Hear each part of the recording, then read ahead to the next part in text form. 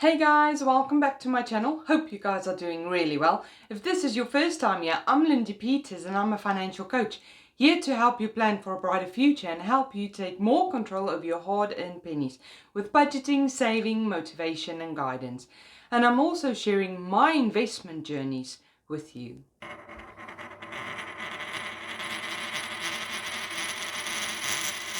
Just a disclaimer, I am not a financial advisor, I'm just a financial coach. So please make sure you always do your own research. So in today's video, I'm going to talk to you about debt collectors and how to handle them. Two examples I'll be using in this video is Lowell and Moorcraft, but there's loads of others that all of this information can work for as well.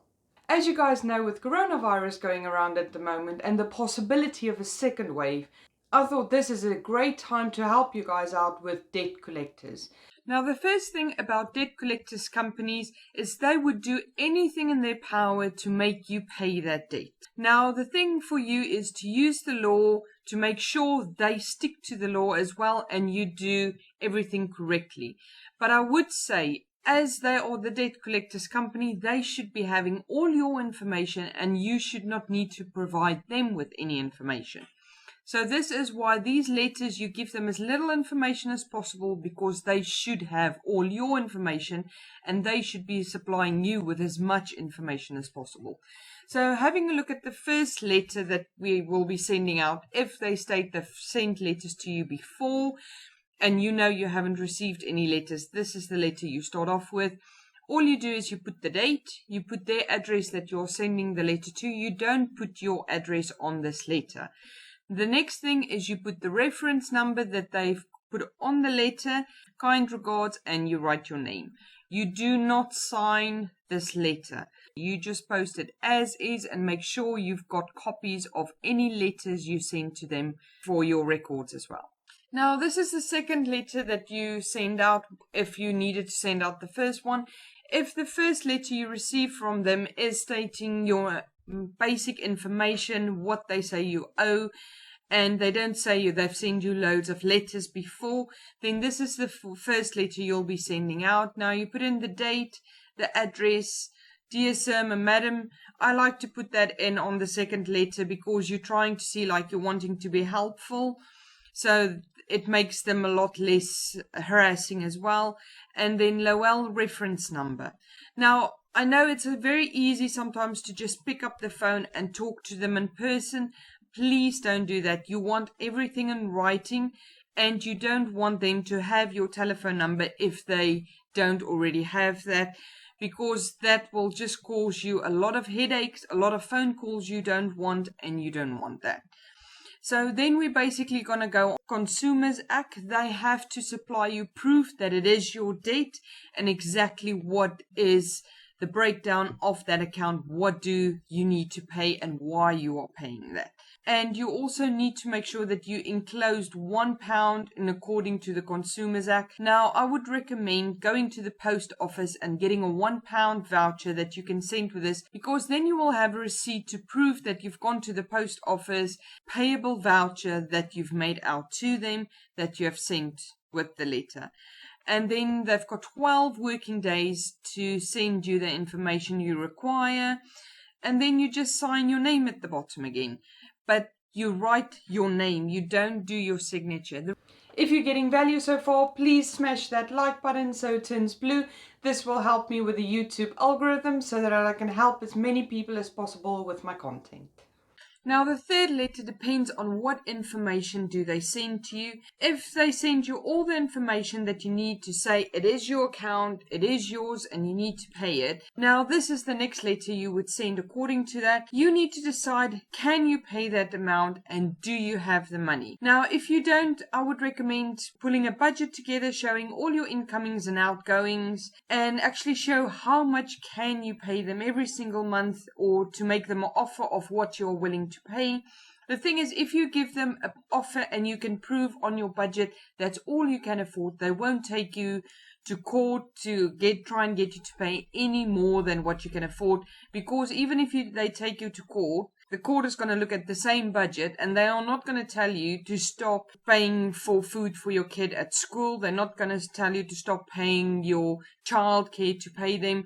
But just make sure that whatever is on your budget, it's not something they can see as a luxury and not a necessity, and something that they can force you to close down to pay them back what you owe them. I will link my budgeting video for you at the top, so that will help you to sort out your budget to get this sorted for you. The other option is, if you can raise a bit of money to maybe cover a certain amount, look at about 30 to 50% off the bill, and then just make them an offer. You can offer them this monthly payment, or you can offer them a once-off payment of this amount, put in the amount there, and then see what they say. Because sometimes if you offer them enough money, they will accept the main big lump sum instead of having to wait for drips and drabs coming in every month for the next 5 years. So it's a good idea to make a proper offer. You don't want to, if it's a £2,000 loan, you don't want to offer them £20. You want to look at about £700 to pay off over 3 payments. They will still have to decide which one they want to accept. And then if they do accept your big amount, make sure you give them a date when you can pay it, and you have to be able to pay that, because if you don't pay that, that's just going to cause you a lot of extra problems. So whichever offer you do give them, just make sure it is something you can afford and it is something you can do, because you don't want to fall in arrears with this, because then it's going to get really ugly. And once again, you just sign your name at the bottom. You don't put a signature on this letter as well. Okay, so after you send out the last letter and they still haven't come back to you with your Consumer Act agreement, or just a letter saying that they will be sending it out to you, this is the letter I would send to them, basically saying that you have sent your £1 as per requirement of the credit agreement on the specific date. So there you just add the date of your letter that you added the pound to with your request. Then we go further down. In here, you've got 12 days from the date of your initial letter. So you need to count 12 working days after your initial letter and add the date in there. Basically, where your account became now in dispute because they have not followed the Consumer Credit Act agreement and actually sent you your credit agreement as per your request on that specific letter. Now, if we scroll down a bit more, you'll see here at the bottom, if after the 12 days you send your next letter, another 30 days, they still haven't replied to anything after that, it becomes a criminal offence. So here you need to add in the date of the 12 days where you're from your first letter where it elapses, and then 30 days after this letter that you send to them as well. And thereafter, it actually, you can make a complaint at the Office of Fair Trading, Financial Ombudsman, and the trading standards for them not following the Consumers Act. Now, if you get hassled by phone calls and all of that as well, now this is a great little piece you can add in. So to take further note that you don't accept any calls and you will not be answering any of their calls, and they only have to write to you if there's any communication about this. So after the 12 days and the 30 days, if you still can't get any confirmation for a credit agreement, then this debt is not enforceable, but they can still ask you for the money in the future, but they can't be hassling you about this. They can maybe send you a letter every 6 months requesting you make payments toward this, but the letter should state that it's not enforceable debt because they don't have the credit agreement. I'll leave a link in the description below if you'd like to give me a call to discuss any of the topics in my videos. If you found this video helpful, please give me a thumbs up to let me know, and make sure that you subscribe and ring the bell so you don't miss out on any of my future videos.